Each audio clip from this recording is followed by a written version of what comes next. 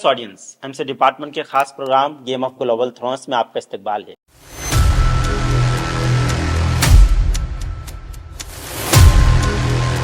ये कहानी हमें ले जाती है एक अहम किरदार की तरफ, अमेरिकी जनरल रॉबर्ट स्पॉल्डिंग।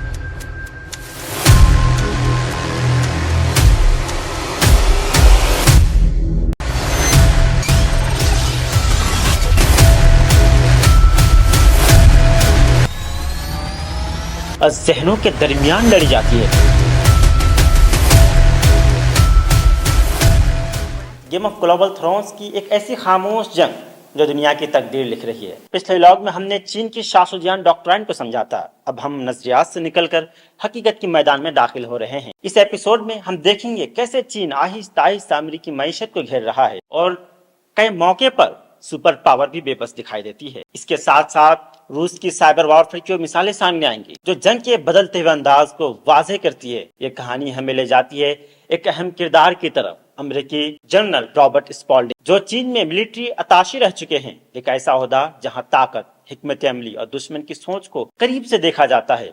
अब सवाल ये है, क्या ये सब महज मुकाबला है या एक ऐसी खामोश जंग जिसका अंजाम अभी बाकी है? यही रॉबर्ट स्पॉल्डिंग, जिन्होंने हालिया बरसों में एक किताब लिखी जिसका नाम है स्टेल्थ वॉर। इस किताब में उन्होंने चीन के अमेरिका के खिलाफ मुबैना खुफिया हिकमत अमलियों के बारे में कई अहम नुकात उठाए हैं। वह लिखते हैं कि 2016-17 के दौरान उन्होंने अमेरिका में एक रिसर्च करवाने की भरपूर कोशिश की।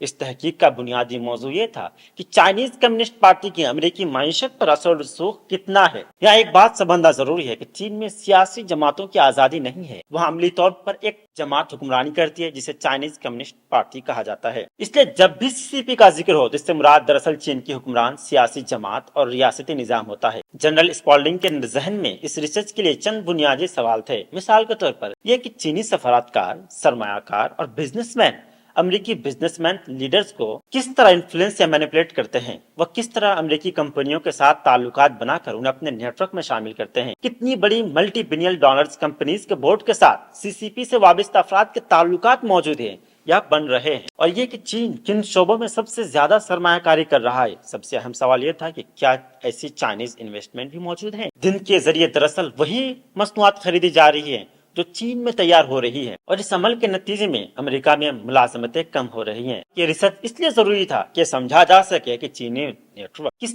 हद तक अमेरिकी मईशत के अंदर असरअंदाज हो चुके हैं। वो कहते हैं कि ये सवालात लेकर अमेरिका के बड़े इंतहाई मोतबर थिंक टैंक के पास गए। यह इदारा अमेरिका के चंद मारूफ थिंक टैंक्स में शुमार होता था जो स्ट्रेटेजिक पॉलिसी, इंटरनेशनल सिक्योरिटी और ग्लोबल ट्रेंड्स पर रिसर्च के लिए जाना जाता है। इब्तिदा में सब कुछ ठीक चल रहा था। थिंक टैंक इस रिसर्च के लिए तैयार था। जनरल स्पॉल्डिंग ने इसके लिए फंडिंग का बंदोबस्त भी करा लिया था और चंद डोनर्स को इस मंसूबे के लिए आमदा कर लिया था। इन डोनर्स की रजामंदी और मुआहदे भी थिंक टैंक के हवाले कर दिए गए थे। इदारा इस हद तक पुरजोश था कि वह इसे अमेरिका के लिए एक अहम तरीन प्रोजेक्ट करार दे रहा था। उनका ख्याल था कि अगर ये रिसर्च मुकम्मल हो गई तो शायद अमेरिकी बिजनेस सेक्टर को एक बड़ा झटका लगेगा और कई नई हकीकतें सामने आएंगी। फिर अचानक एक गैर मुतवक्का मोड़ आया। तहकीक के आगाज से महज चंद दिन पहले, बल्कि तकरीबन 48 घंटे पहले, थिंक टैंक के सदर ने डोनर्स की एक मीटिंग बुलाई और बगैर कोई वाज़ेह वजह बताए ऐलान कर दिया, ये तहकीक नहीं हो सकती। और स्पॉल्डिंग के मुताबिक ये फैसले की कोई तफसीली वजाहत नहीं दी गई। इस वाक्य ने उन्हें शायद तशवीश में मुब्तला कर दिया। बाद में उन्होंने जाती तौर पर इस मामले की छानबीन की तो उन्हें मालूम हुआ इस थिंक टैंक के मुस्तकिल डोनर्स में ऐसे अफराद, इदारे भी शामिल हैं जिनकी माली मफाद किसी न किसी तरह चीन से जुड़े हुए थे। इसलिए तहकीक होती तो दरअसल नताइज उन्हीं के खिलाफ जा सकते थे। जनरल कहते हैं बाद में जब वो व्हाइट हाउस में तैनात रहे तो वहाँ से भी उन्होंने मुख्तलिफ एनजीओ और थिंक टैंक्स के जरिए इस नौयत की रिसर्च करवाने की कोशिश की, लेकिन वहाँ भी उन्होंने कामयाबी हासिल नहीं कर पाई। बाज इदारों के नुमाइंदे उन्हें कहते थे, आपकी बात दुरुस्त है मगर इस मामले में आपकी मदद नहीं कर सकते। जबकि कुछ लोग खुलकर कह रहे थे, हम अपनी चाइनीज पार्टनर्स को या बिजनेस पार्टनर्स को नाराज नहीं करना चाहते। एक अमेरिकी जनरल की इस कहानी से अंदाजा लगाया जा सकता है कि गेम ऑफ ग्लोबल थ्रोन्स के मुआशी महाज पर चीन किस दर्जे हद तक चारखाना अंदाज में खेल रहा है। मुबस्सरीन के मुताबिक इस वक्त सूरत हाल ये है कि चीन के इकोनॉमिक वारफेयर स्ट्रेटेजी को समझना ही अमेरिका के लिए एक मुश्किल मरहला बन चुका है। इसके सियासी पहलू भी मौजूद हैं। मिसाल के तौर पर अमेरिकी जो बाइडेन के बेटे हंटर बाइडेन एक ऐसे बिजनेस वेंचर का हिस्सा रहे जिसमें बैंक ऑफ चाइना के साथ मिलकर तकरीबन $3 मिलियन मालियत की कोबाल्ट माइंस में सरमायाकारी की गई। कोबाल्ट वो धातु है जो खास तौर पर इलेक्ट्रॉनिक व्हीकल्स की बैटरीज में इस्तेमाल होती है। इस मंसूबे में हंटर बाइडेन की टीम के पास तकरीबन 30% हिस्सा थे, जबकि बाकी हिस्सा चीनी कंपनियों के पास था। उस वक्त जो बाइडेन बाराक ओबामा के दौर में नायब सदर थे, इसलिए इस मामले को अमेरिका में शदीद बहस हुई और इसे कॉन्फ्लिक्ट ऑफ इंटरेस्ट करार दिया गया। ताहम हंटर बाइडेन और उनके साथियों का मौक़िफ़ ये था कि यह सिर्फ एक बिजनेस डील है जिसका अमेरिकी की सियासत में कोई ताल्लुक नहीं। बाज़ नाक़िदीन के मुताबिक चीन खामोशी से अमेरिका में बड़े पैमाने पर सरमायाकारी करके बाअसर हलकों में ताल्लुकात मजबूत बनाता है। कई तजियाकार कहते हैं कि चीन में बड़ी कंपनियां मुकम्मल तौर पर आजाद नहीं होती, बल्कि रियासत और चाइनीज कम्युनिस्ट पार्टी किसी न किसी हद तक असरअंदाज रहती हैं। बाज माहिरीन इकोनॉमिक वारफेयर और लॉ वारफेयर और नेटवर्क वारफेयर की वसी हिकमत अमली का हिस्सा समझते हैं। बज़ाहिर एक सादा सी बिजनेस डील लगती है, मगर इसके पसे पर्दा एक खामोश तब्दीली जन्म लेती है। सरमाया तो अमेरिका में आता है, लेकिन इसका फायदा चंद हाथों तक महदूद रह जाता, जबकि पैदावार का पहिया आहिस्ता आहिस्ता चीन की तरफ मुंतकिल हो जाता है। 2001 से 2017 के दौरान तकरीबन 3 मिलियन अमेरिकी मुलाजमतें खत्म हुई है, जिनमें अक्सरियत मैन्युफैक्चरिंग सेक्टर से थी,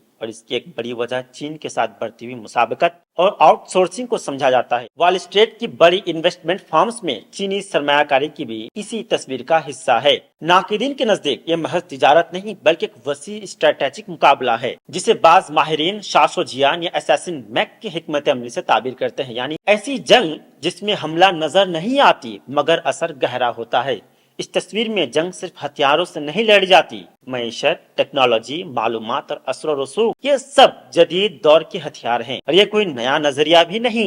इसकी जड़ें सदियों पुरानी फलसफे में पेवस्त हैं। चीनी जनरल सांजू ने 2500 साल पहले ही लिख दिया था, बेहतरीन फतह वो है जो बगैर लड़े हासिल हो। ये था गेम ऑफ ग्लोबल थ्रोन्स में चीन का किरदार का एक पहलू, खामोश मगर गहरा। जिस तरह चीन ने मईशत के मैदान में चैलेंज खड़ा किया, इसी तरह रूस ने एक और महाज साइबर और स्ट्रेटेजिक वॉर में अमेरिका के इत्तेहादियों का आजमाया, और वो मैदान है साइबर वॉरफेयर। साइबर की जंग के मैदान में रूस एक माहिर और खामोश मगर खतरनाक खिलाड़ी समझा जाता है, और 2007 में इस्टोनिया पर होने वाला हमला इस हकीकत की एक बहुत बड़ी झलक था। एक ऐसा लम्हा जब दुनिया ने देखा बगैर एक भी गोली चलाए एक पूरे मुल्क को मफलूज किया जा सकता है। इस्टोनिया यूरोप में इंतहाई टेक्नोलॉजी पर मुनहसर करने वाला मुल्क, जहाँ हुकूमत, बैंकिंग और रोजमर्रा जिंदगी तक ऑनलाइन निजामों से जुड़ी है, जहाँ बच्चों को स्कूल से साइबर हाइजीन सिखाई जाती है, वही मुल्क अचानक ऐसे हमले की जद में आ गया जो नजर नहीं आता था, मगर असरात हकीकी थे। ये छोटा सा मुल्क 1991 में सोवियत यूनियन के खात्मे के बाद आजाद हुआ, मगर इसकी आजादी के साथ साथ एक पेचीदा हकीकत भी जुड़ी रही। आबादी का तकरीबन 24% हिस्सा रूसी निजाद अफराद पर मुश्तमिल था, जो ज्यादातर शहरी इलाकों में आबाद थे और एक नुमाया समाजी व सियासी वजन रखते थे। खामोश तनाव को जन्म देती है, एक तरफ माजी की ताकत का एहसास, दूसरी तरफ नई आजादी का तहफ्फुज। रूसी निजाद कम्युनिटी अपने हुकूक के मामले में हसास, और इस्टोनियन रियासत इस तवाजुन को बरकरार रखने में मुहताज, क्योंकि मामूली कशीदगी भी एक बड़े जियोपॉलिटिकल दबाव में बदल सकती थी। रूस तवील अरसे से बाल्टिक खित्ते में मगरबी असर और रसूख के बढ़ने को अपने लिए चैलेंज समझता रहा,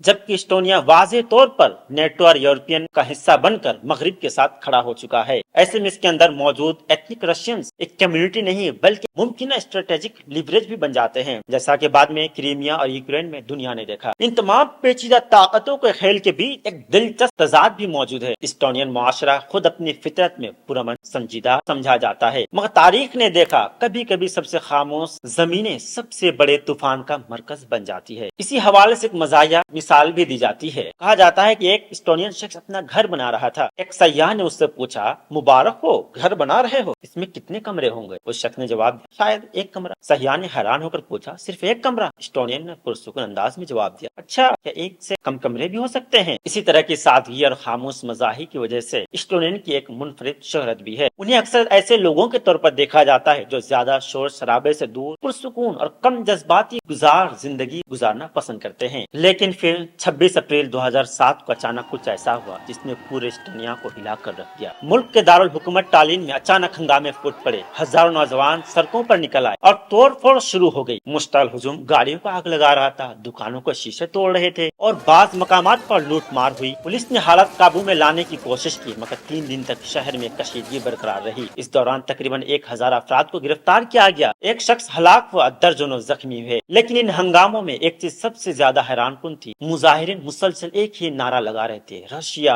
रशिया रशिया। तहकीकात से मालूम हुआ इन मुजाहिरीन की बड़ी तादाद दरअसल एथनिक रशियन यानी रूसी निजात इस्टोनियन शहरियों पर मुश्तमिल थी। यही वो तकरीबन 24% आबादी थी जिसका जिक्र पहले ही किया गया था। इस्टोनिया जैसे पुरसुकून मुआशरे में इस किस्म का पुरतशद्दुद रद्द-ए-अमल यूरोप और दुनिया के लिए हैरानकुन था, लेकिन इसके पीछे एक तारीखी वजह मौजूद थी। दारुल हुकूमत टालिन में दूसरी जंग अजीम के जमाने में एक मुजस्समा नस्ब था जिसे ब्रॉन्ज सोल्जर कहा जाता था। ये यादगार सोवियत दौर में कायम की गई और उसे सोवियत फौज की नाजी जर्मनी के खिलाफ फतह की अलामत के तौर पर पेश किया जाता था। रूसी निजात लोग इस मुजस्समे को अपनी तारीख और कुर्बानियों की यादगार समझते थे, उनके लिए ये फख्र और ताकत की अलामत थी। लेकिन दूसरी तरफ बहुत से इस्टोनियन इस मुजस्समे को एक मुख्तलिफ नजर से देखते थे। उनके नजदीक ये सोवियत यूनियन के उस दौर की यादगार थी जब इस्टोनिया पर बिरोनी कब्जा हुआ था। इसलिए इस्टोनियन अक्सरियत इसके लिए मुजस्समा आजादी के बजाय महज कब्जे और माजी की तल्ख याद की अलामत था। जब हुकूमत ने इस मुजस्समे को शहर के मरकजी मकाम से हटाकर एक फौजी कब्रिस्तान मुंतकिल करने का फैसला किया तो तनाजा मजीद बढ़ गया। इस्टोनियन कॉमप्रस हल्के इस मुजस्समे के सामने मुजाहरा करने लगी और कहते थे सोवियत यूनियन ने यहाँ किसी हकीकी आजादी की जंग नहीं लड़ी। उनके मुताबिक जब सोवियत फौज यहाँ पहुंची तो जर्मन फौज पहले ही पसपा हो रही थी। इसके जवाब में रूसी निजात शहरी इस मुजस्समे के सामने जमा होकर फूल रखने लगे और उस अपने ब्रॉन्ज सोल्जर की यादगार करार देने लगे। यूं एक ही यादगार दो मुख्तलिफ तारीखी बुनियादों की अलामत बन गई। एक तरफ इस्टोनियन इसे कब्जे की अलामत समझते थे और दूसरी तरफ रूसी निजात लोग इसे आजादी और कुर्बानी की यादगार मानते थे। इस कशीदगी के दौरान इंफॉर्मेशन वॉरफेयर शुरू हो गई। रूसी मीडिया और मुख्तलिफ ऑनलाइन प्लेटफॉर्म पर यह खबर फैलाई जाने लगी कि इस्टोनिया रूसी फौजियों की यादगार को बेहरमती के साथ तबाह कर रहा है। हकीकत में मुजस्समा तबाह नहीं किया जा रहा था बल्कि सिर्फ मुंतकिल किया जा रहा था। लेकिन फेक न्यूज का मकसद ये होता है कि जज्बात को भड़का दिया जाए। झूठी खबर जब फैलती है तो नफरत बहुत तेजी से आग की तरफ फैलती है। जब तक लोगों तक हकीकत पहुंचते तब तक एक नया झूठ फैल चुका था और असल सच कहीं पीछे रह चुकी थी। इसी दौरान टालिन में होने वाले मुजाहिरों के साथ एक और महाज भी खुल गया।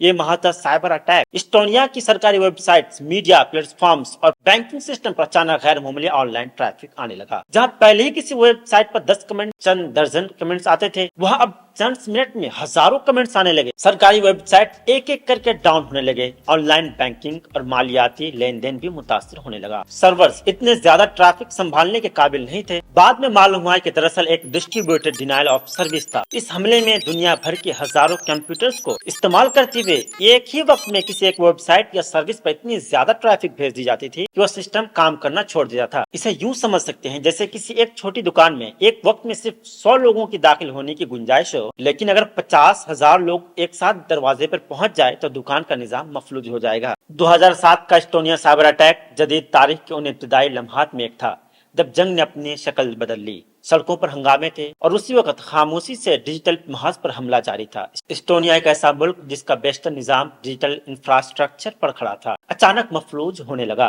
सरकारी वेबसाइट्स, बैंकिंग सिस्टम्स और कम्युनिकेशन नेटवर्क्स मुतासिर हुए और पूरा मुआशरा इस झटके को महसूस करने लगा। शुकूक की निगाहें रूसी हैकर्स या उनसे वाबस्ता ग्रुप्स की तरफ उठी। मगर साइबर जंग की यही पेचीदगी है, यहाँ हमलावर दिखाई नहीं देता और यही सबूत हमेशा धुन में लिपटे रहते हैं। ऐसे में इस्टोनिया ने फौरी और फैसला कुन इकदाम किए। कुछ अहम नेटवर्क्स को आर्जी तौर पर आलमी नेटवर्क ट्रैफिक से अलग कर दिया ताकि हमले की शिद्दत कम की जा सके। साथ ही वेबसाइट पर वेरिफिकेशन सिस्टम मुतारिफ करवाए गए, वही आर यू ह्यूमन कैप्चा, जिसका मकसद इंसान और रोबोट में फर्क करना था। कमेंट्स और ट्रैफिक पर पाबंदियां लगाई गयी ताकि हजारों खुदकार पैगामात के सैलाब को रोका जा सके। ये बज़ाहिर सादा सा इकदाम लगते थे, मगर इन इकदाम ने एक बड़े साइबर हमले का रुख मोड़ दिया। इस वाक़े के बाद इस्टोनिया ने अपनी साइबर दिफाई हिकमत अमली को नई सतह पर ले गया। डेटा के महफूज बैकअप, बैरून मुल्क सर्विसेज और डेटा एम्बेसी जैसे तस्वुरात ने इसे दुनिया के महफूज तरीन डिजिटल ममालिक में शामिल कर दिया। आज यही मुल्क नेटो के साइबर डिफेंस सेंटर की मेजबानी भी करता है। ये वाक़या एक वाज़ेह हकीकत को आश्कार करता है कि जदीद दुनिया में जंग सिर्फ सरहदों पर नहीं लड़ी जाती, कभी ये जंग स्क्रीन के पीछे, डेटा के अंदर और जहनों के दरमियान लड़ी जाती है। और ये वो खामोश मगर फैसला कुन मुहाज है जिसे हम गेम ऑफ ग्लोबल थ्रोन्स में मुख्तलिफ जावियों से समझने की कोशिश कर रहे हैं। आप जो कुछ भी हमसे सुन रहे हैं ये हमारी पर्सनल राय नहीं है। माय क्यूरियस ऑडियंस, आप यहाँ पर शवाहिद देख सकते हैं।